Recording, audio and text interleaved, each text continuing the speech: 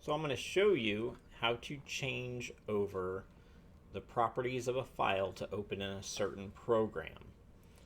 So if you have a photo and you want to change the photo program that opens it, so like for instance when I come in here to the PNG, it opens it up with photos. So let's say I want to change that program and have it open up with something else.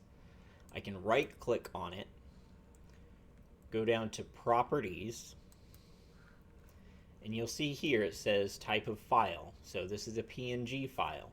So if it was a JPEG file or PDF or some other file, you can change what program opens that type of file. So right now it's set to open up with photos. So if I go over here to change, I can choose what program I want to use. So let's say I wanted to use Paint. I go Paint, set as default, and now it's set to Paint, and it's going to do this for all the PNG files. So I'll hit apply, OK.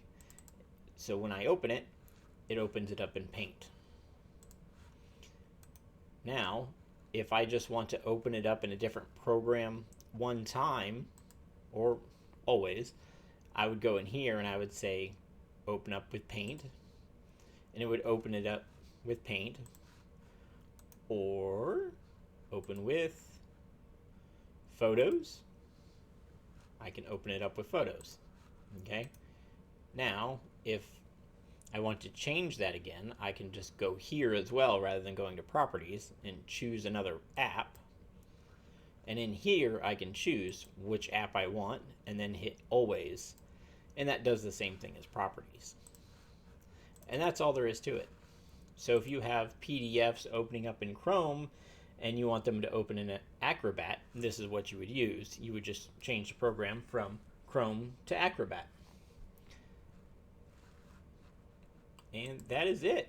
If you have any questions, comments, or want to know more, this is just a quick little video how to change that around. I had somebody ask me about that, so figured I'd do it.